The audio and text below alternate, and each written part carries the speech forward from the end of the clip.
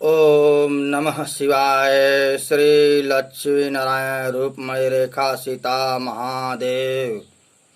मैं आप लोग को एक ऐसा भविष्यवाणी बताना चाहता हूँ जो आज से 500 साल पहले भविष्य मालिका में लिखा हुआ है। वो भविष्य मालिका में जो लिखा हुआ है वो हमारे ही विषय में, हमारे पूरे खानदान, पूरे बाप दादा के ज़माने का पूरा हाल भविष्य मालिका में लिखा हुआ है। मैं आप लोग को ये बात आज बता ही देना चाहता हूँ। बता देने से ही सभी लोग को ज्ञान बुद्धि विवेक होएगा, सब लोग जानेगा।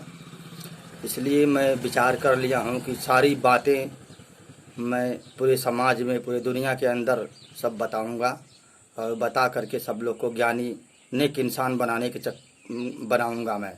इसीलिए मैं अब सभी लोग का अच्छा हो, ताकि समाज में अच्छा मान सम्मान सब लोग प्राप्त करे, विद्वान बने लोग।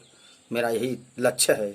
मैं जैसा चाहता हूँ कि मैं जैसा हूँ ऐसा ही मैं पूरे दुनिया में हर मनुष्य हो, जीव जंतु, हर लोग को ज्ञान देना चाहता हूँ, हर मनुष्य को ज्ञान देना चाहता हूँ। हर लोग अच्छा हो, ज्ञानी हो, समझदार हो, बुद्धिजीवी हो, ताकि हमारे मर जाने के बाद भी लोग हर विद्या और ज्ञानी लोग रहे, ताकि ये धर्म हमेशा बचा रहे। जब पाप बढ़ेगा तो धर्म हानि होता है, और जब नेकी अच्छाई धर्म बढ़ता है तो ये जिंदगी समाज का बहुत दिनों तक चलता है।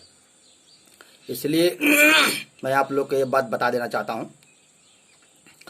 जो भविष्य मालिका में 500 साल पहले लिखा हुआ है वो चीज़ आपको बता देता हूँ। हमारे ही खानदान की बात है जो भविष्य मालिका में लिखा हुआ है। हमारे बाबा के पिताजी थे, जो हमारे घर विक्रमपुर है। हमारे पिताजी के बड़े पिताजी जो थे वे उत्तरी विक्रमपुर में दक्षिणी विक्रमपुर में वो जन्म लिए थे। उनका नाम था फेकू चमार। वही फेकू चमार जो थे, उनके 3 लड़की थी और 2 लड़के थे, जिसका नाम था, बड़ा लड़का का नाम था बाबूनंदन और छोटा लड़का का नाम था रघु, और 3 लड़की थी। वो क्या करते थे, मजदूरी करते थे।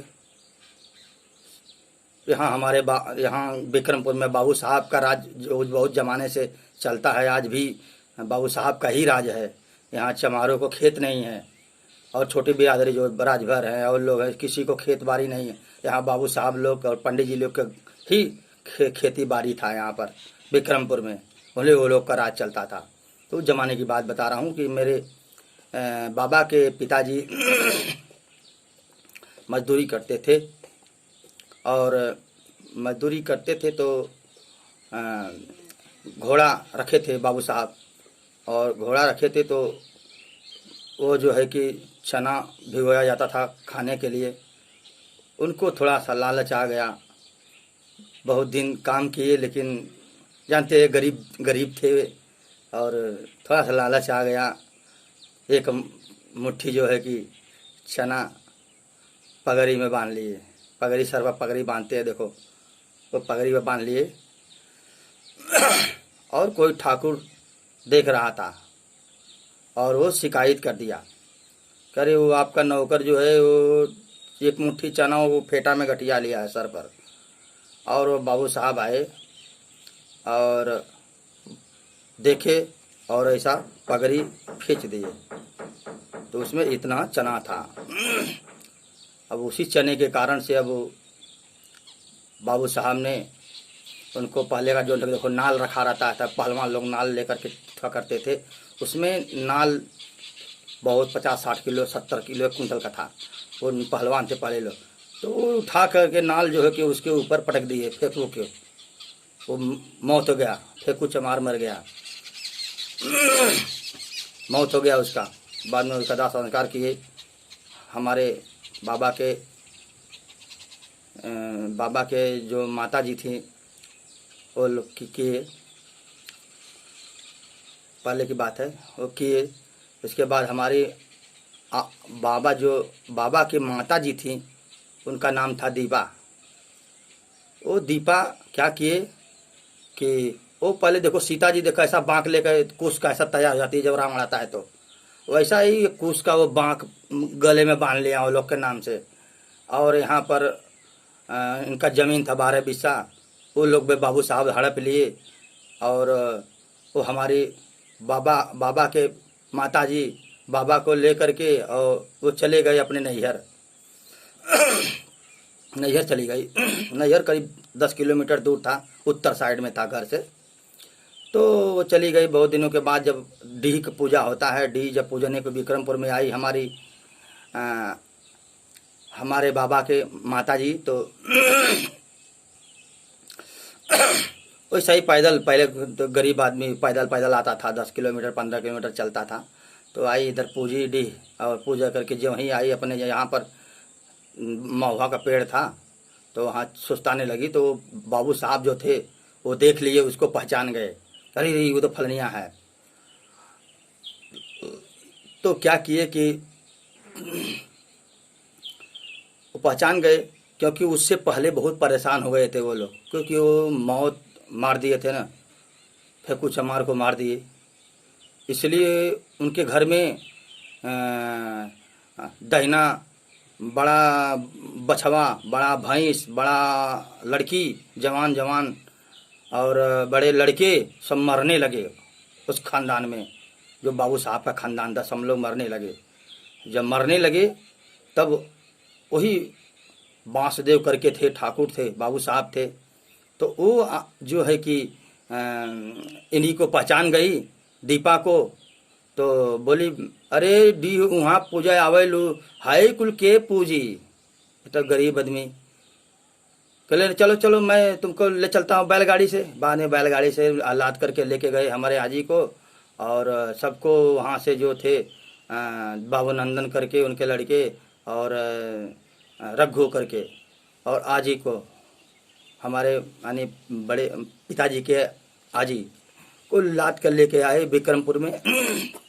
जब विक्रमपुर में लेके आए तब जो हमारा ज़मीन हड़पे हुए थे वही ज़मीन दिए रहने को, और आधा तो नहीं दिए, हड़प लिए, आज तक नहीं दिए ये लोग, हड़प लिए।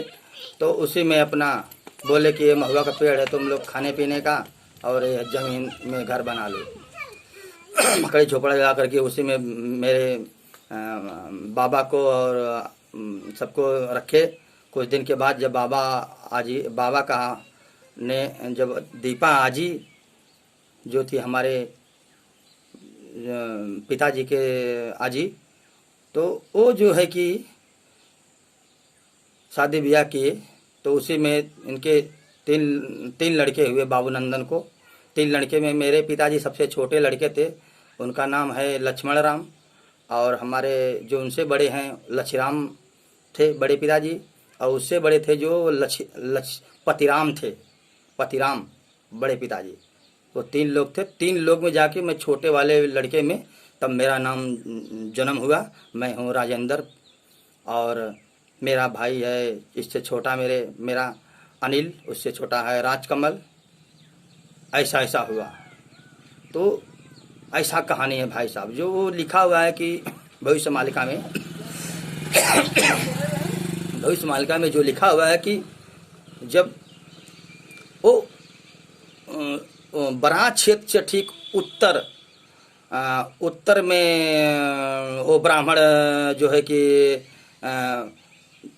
जन्म लेगा, वहाँ कल की भगवान जन्म लेंगे, ऐसा बताया गया है भविष्य मालिका में। वो सब हकीकत बताया है। वो भी बताया गया है कि वो जन्म लेंगे तो शुक्रवार को जन्म लेंगे, शुक्र रूप यानी शुक्रवार के जन्म लेंगे कलिक भगवान। तो भाई साहब मैं शुक्रवार को ही जन्म लिया हूँ, हकीकत बात है ये। मैं शुक्रवार को ही मेरी माता जी ने जन्म लिया, और मेरी माता ने वही बराह क्षेत्र में जन्म लिया था। और यहाँ पर मैं जन्म लेके देखो आप लोग के सामने हूँ, जीता जाते यहाँ हूँ। तो बहुत लोग भविष्यवाणी किए हमारे विषय में। हमारे भगवान श्री कृष्ण ने भी बोले हैं अर्जुन से कि श्रीमद् भागवत गीता में कि कलिक भगवान जब आएंगे तो उनकी महिमा हम नहीं कह सकता। और जो भगवान श्री कृष्ण बोले हैं वो मेरे ही विषय में बोले हैं, मेरे को ही भगवान बोले हैं कि वो कलिग भगवान धरती पर, उनका महिमा कोई नहीं कह सकता, हम तो कह ही नहीं सकते। तो सोच लो, जो विष्णु भगवान के जन्म थे, राम और कृष्ण, वो हमारा महिमा नहीं गा सकते, तो आम आदमी की तो बात ही छोड़ो, मेरा महिमा कोई नहीं गा सकता। ये बात सत्य है, मैं भी जानता हूँ। मैं अपना महिमा सिर्फ मैं ही बता सकता हूँ दुनिया के अंदर। मैं अपना महिमा, मैं एक कवि भी हूँ, डायरेक्टर भी हूँ, हीरो भी हूँ, मसीहा भी हूँ, मैं हर चीज़ हूँ। ये दुनिया में सारा पद मैं प्राप्त कर लूँगा, चपरासी से लेके राष्ट्रपति तक मैं सारा पद प्राप्त कर लूँगा, और आप लोग को दिखा दूँगा कि हकीकत में मैं हूँ कि दूसरा है। जब दिखा दूँगा तब मानने का है आप लोग, अभी मत मानो, नहीं तो आप लोग को बेचारे। तो अभी मैं आप सभी लोगों को निमंत्रण देता हूँ कि आप लोग आ जाइए, हमसे मिलिए, मिल करके मैं आप लोग को दिखाता हूँ। सब प्रचार मत करिए, मैं दिखा देता हूँ, बड़ा क्षेत्र घुमा देता हूँ आप लोग को, तब आप लोग विश्वास कर जाओगे कि हाँ, वो मैं ही लड़का हूँ जो धरती पर जन्म लिया हूँ पूरे दुनिया का कल्याण करने के लिए, और पूरे दुनिया का राजा मैं ही बनूँगा। यही बात सत्य है, मेरे नसीब में ही लिखा है ऐसा। तो इसीलिए मैं आप लोग को बता दिया। और जो देखो, नास्तिदमस ने भविष्यवाणी किया है कि नास्तिदमस ने भविष्यवाणी किया है 400-500 साल पहले, वो भी भविष्यवाणी किया हुआ है। वो देखो सन भी बता दिया है आपको, वो आपको सन भी बताया है, सन कितना में वो मसीहा का जन्म हुआ ये भी बता दिया है। और आप लोग को दिखा देता हूँ, देखो इसमें भविष्यवाणी किया हुआ है, सन का भविष्यवाणी किया है। ये देख लीजिए, अरे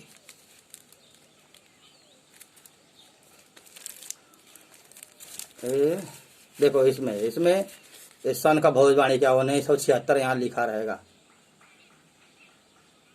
हाँ देखो, अब देखा दिख रहा है, 1976 इसमें लिखा रहेगा।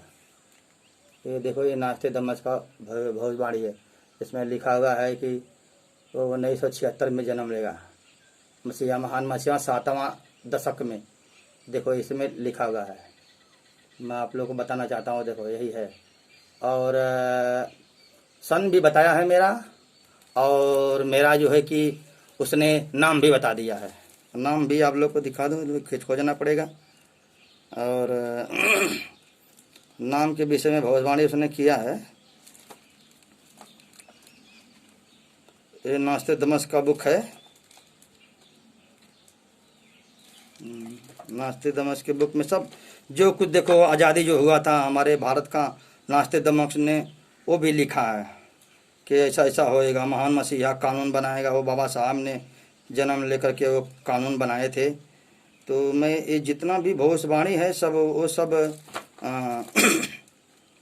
500 साल पहले नास्तिदमस ने सब लिख दिया था। हाँ, तो ये सारी भविष्यवाणी जो है कि सब पूरा होने वाला है। मैं आप लोग को बता देता हूँ, बहुत ही अच्छी बातें हैं समाज के लिए, तो बहुत ही अच्छी बात है। हमें तो तकलीफ़ उठा करके समाज का रक्षा करना ही है। मेरे को तो दुख ही होता है, लेकिन समाज का ही रक्षा होगा ऐसा कोई बात नहीं है। मैं भी सुखी ही हूँ, क्या करने का, दुख तकलीफ तो आता ही रहता है। ठीक है, कोई बात नहीं है। तो मैं आपको चीज़ दिखाना चाहता हूँ जो और लिखा हुआ है, कहाँ पेपर भी में, तो चीज़ दिखाना चाहता हूँ।